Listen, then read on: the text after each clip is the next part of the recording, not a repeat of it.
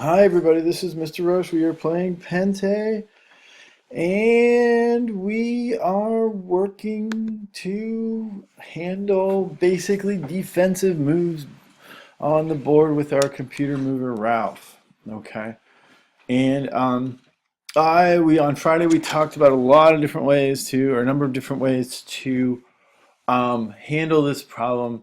And some people were doing kind of a numeric thing. Some people were trying to reuse the code we had before. And I was venturing forth to make this thing called a class called the opponent group. And I'm pretty psyched about this, so I'm going to keep going with that. And so this assignment is to further your efforts or go with the opponent group.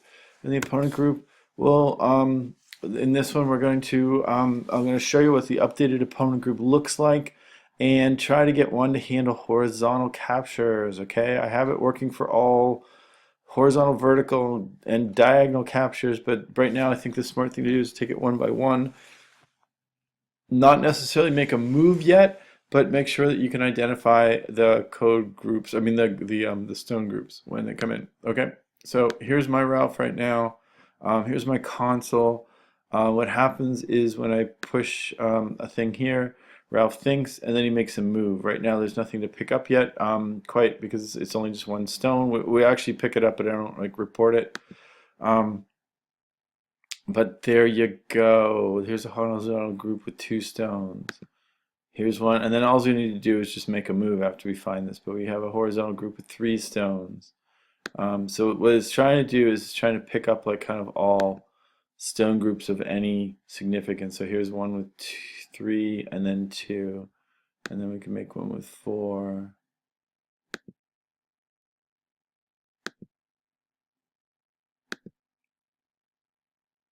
Okay, there you go. Okay, four opponent stones. Okay, this doesn't have the vertical ones turned on yet, but you can do them from the corner. Um, so you'll find two stones up here, two stones, three stones, two stones, four stones. You can do them from the bottom.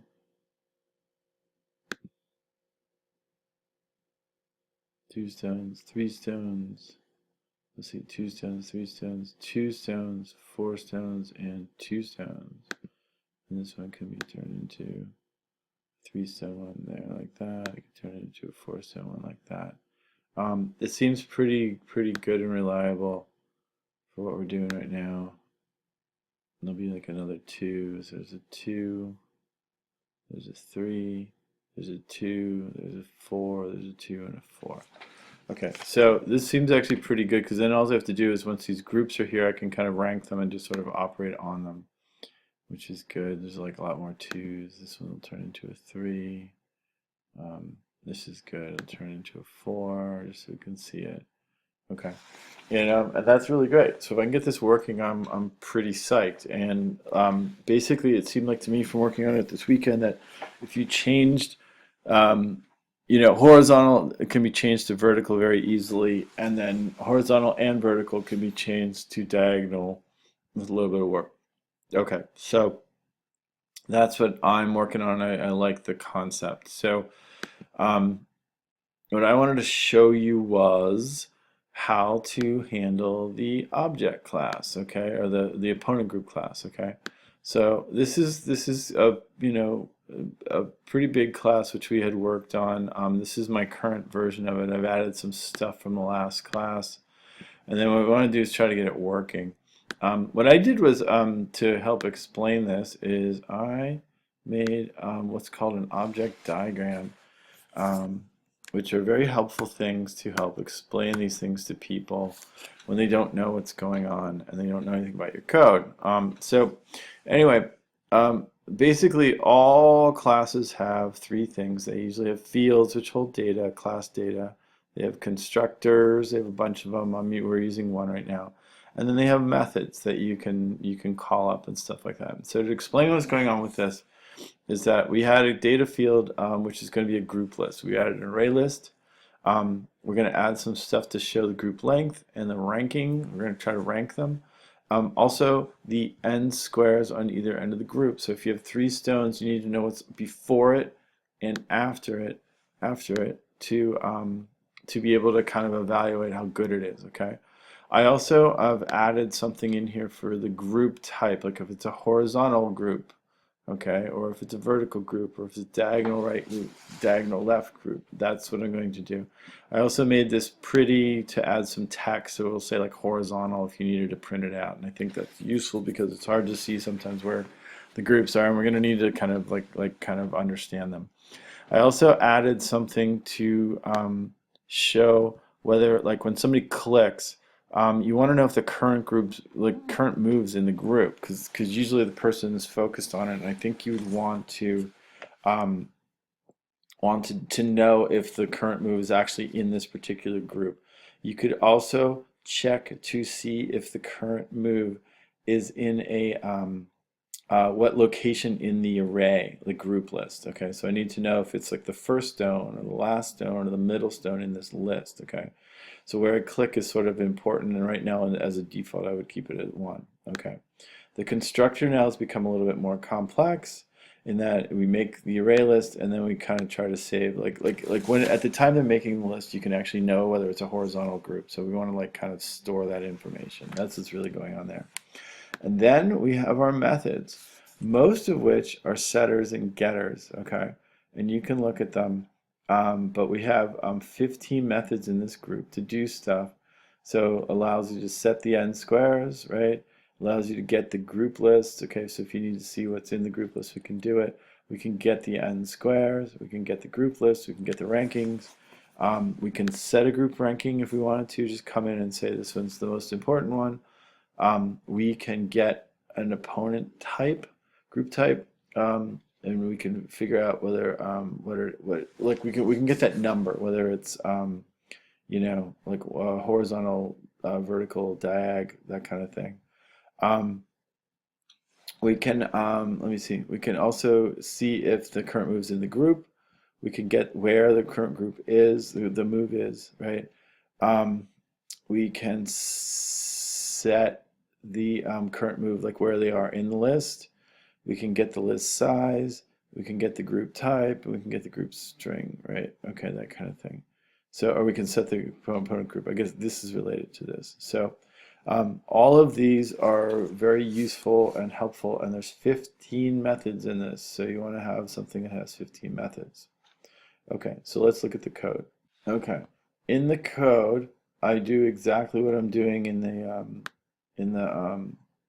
object diagram. I'm just going to pull this over here so you can see. Okay, so what I've done is I have to set up these sort of types. So I've set up a horizontal group, you know, a vertical group, a diagonal group, and a diagonal right and a diagonal left group. So I can go through this way, or I can go this way, or I can go diagonal right goes toward the right, so you can go this way looking for diagonals, or I can go this way looking for diagonals going left. Okay, that's what's going on. Okay, from last assignment we had these data fields. Okay, already these are old, so you're going to add these as new ones, and then you're going to have these ones as old ones. Okay, and you should stop the video and just sort of add them. Okay, we have a group list, we have a group length, we have a group ranking, we have n1 square, which is a square with just like the edge side, one side of the group, and the other side of the group. Okay, and that's these guys, like these. This corresponds to this. Okay, and then we wanted to know a little bit more. I added, this is sort of new stuff down here, like these four fields. So I wanted to kind of know what the group type was. So I do want to know, I want to give this kind of like a number. So if it's a horizontal one, I'll give it number 1. If it's vertical, I'll give it number 2. Diagonal right, diagonal left. We've used these kind of literals before to handle things, and they're good because you can set any number here, but you can use this English to kind of understand what's happening. Okay, and then like for our own use, it's important that we can get like the word horizontal out of here. So when I'm doing this, it's easy just to assign like a word to it, like horizontal, vertical, diagonal. That's what we're gonna do. Okay, and then this is to handle handles issue of of whether the current move is inside, is a part of this group. Okay, so if a current move is in there, I want to know it, and I want to know its location in this array right here. So this number corresponds to a location of where this thing is on the group list. So when you push this on, you can kind of check, and we can figure out if the current move's in there. And like if the current move's there, it's kind of like a higher priority thing.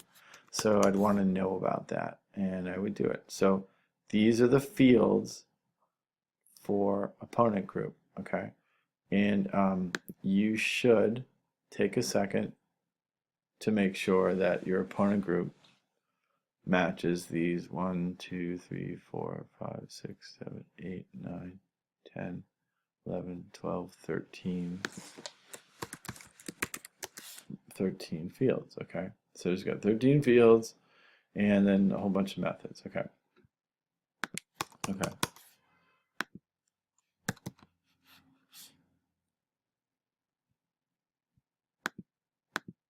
Okay, and this, moving forward, this is our constructor.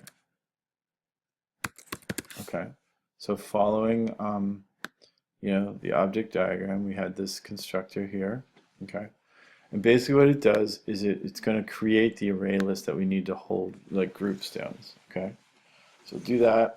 And then what we do is now what I'm going to do when I use it, I'm going to actually have a variable. So you have to add this. You have this, but your constructor was kind of a basic one. And now we're kind of making it a little bit more sophisticated in that way. When we create the list, we can say, hey, group type's horizontal. So we'll do this. Okay. And then we're going to call this method, which I have below, called set group type to string. So it'll take this GT number and then just store like a string, like horizontal or something like that to it. Okay. Okay. Now we have so that's this. So take a second, make sure you have the constructor correct for this. Okay. And we'll take it from there. Then we have these methods. Okay. I only have 3 minutes in my video to tell you about them. Okay. But take a second. This is add group to swear. Okay. All these are the same. Same methods that we had here, okay? They're gonna work for all these things, okay? So, oopsie, I might have forgotten add group to square. Yep, sure did. Okay, so there's actually 16. Okay, so add group to square is one of them too, which we already did this. Okay, this is like 16. Okay, so we'll do that. Take a second to see if add group to square can be added. Okay, or if it has been added correctly. Take a second to say if set n1 square has been added. Okay, this is like the edges of the group. So these set the edges. Okay, but these are easy. Stop the video and check them out. Okay. This lets everybody see the group list. Okay. This lets people get the first side of the first edge. Okay. This lets them get the second edge.